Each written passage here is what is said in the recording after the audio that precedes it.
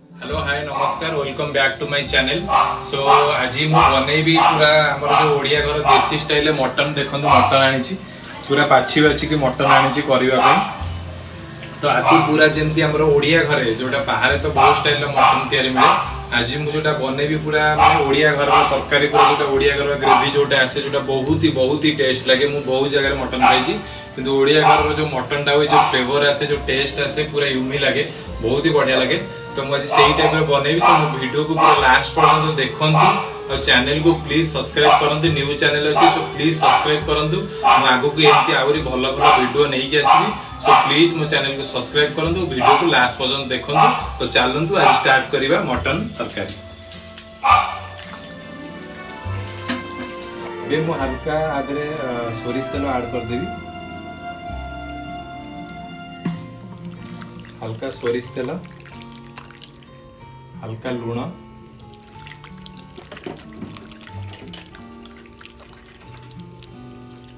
और हल्का हलदी गुंड ऐड कर देबी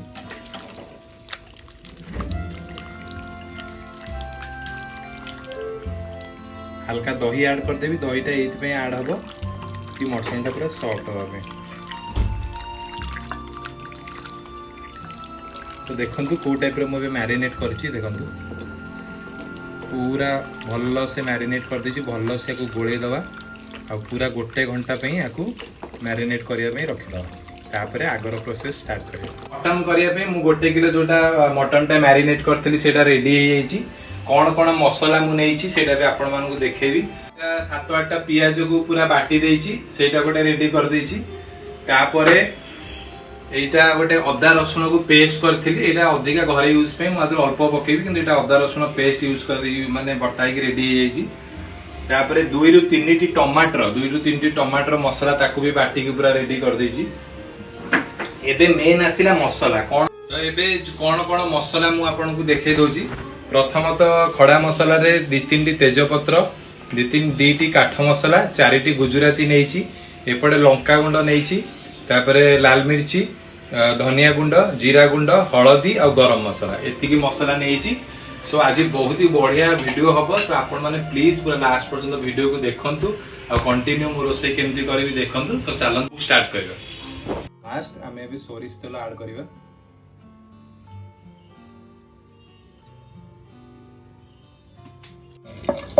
तो टिके भलो से फ्राई कर दवा चिनी पकैथिली एबे ताको गोळे दवा भलो से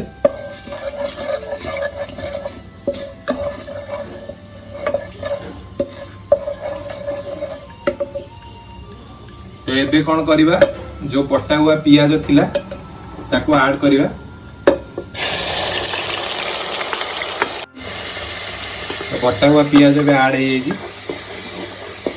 पियाज टाको भल से पूरा तेल रे मिसेबा एमती गोळे गोळे पूरा तेल रे ताको मिसे दवा पूरा देखंतु पूरा एमती तेल रे ताको मिसेया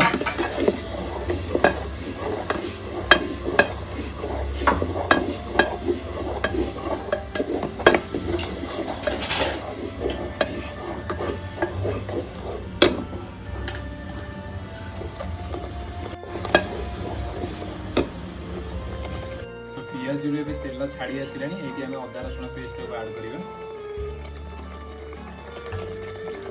2 बड़ा बड़ा चम्मच में अदा रसुण पेस्ट ऐड कर दीजिए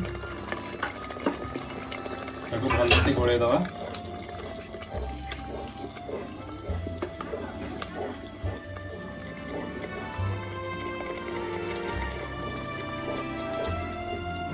कलर पाई काश्मीर लंका जोटा मु नेइथिली सेटा ऐड कर दवा जोटा कि कलर आनिबो भल भाव गोलेवा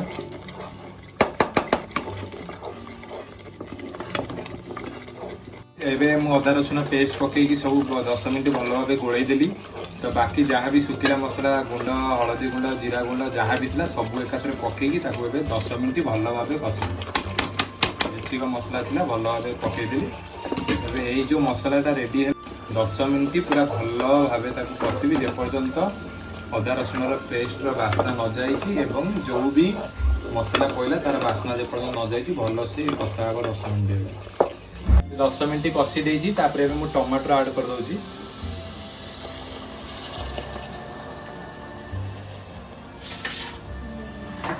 टमाटरटा जो ऐड है आपको भल भाव आसकर मिसईदेवी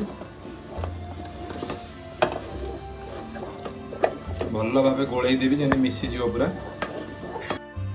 सो एबे मटन कषा चलची पूरा जोरजार रे आपण मानकु वीडियो देखापे मुझे पूरा झाड़ नाड़ होगी रोषे करुच्ची।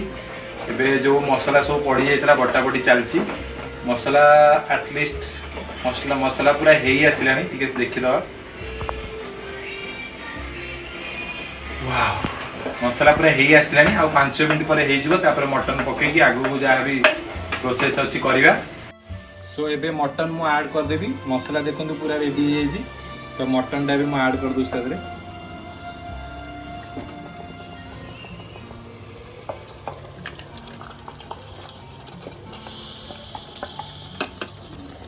तो मटन टा ऐड कला भल भाव गोलैबी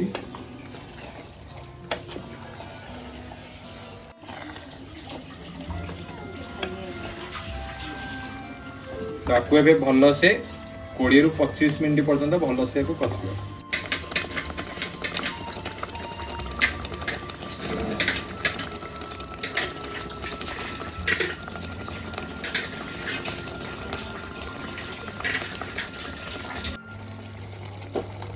सो ये मटन देखो पूरा रेडी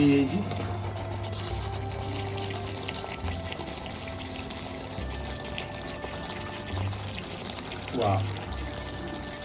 रेडी मटन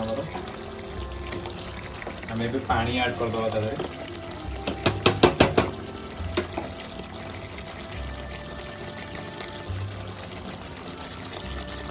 गरम पानी नहीं जोटा गरम पानी आगे कर रखी साधा पानी देले भल न लगे गरम पानी ऐड कर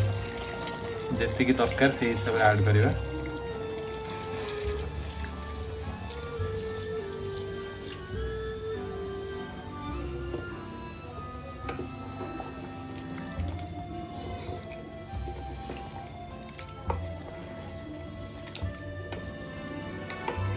किसी समय बसई फाइनाली आम मटन देखो बढ़िया भाव में रेडी हो आपण मानक केमी भिडियोटी लगे प्लीज़ मत कमेंट रे जनइबे। मो देह टी खराब जो एवं आम घरे शूट करुचु 2-4 दिन पर आम सबुआड़े कटक भुवनेश्वर ओडिशा रे सबुआड़े जाई शूट करूँ सब फूड्र जीतक भी कर्नर अच्छी सबुआड़े जाई शूट करूँ। सो प्लीज़ एमती चैनल को भल पाइबा दिंतु मो चैनल को लाइक और शेयर और सब्सक्राइब करूँ। जय जगन्नाथ।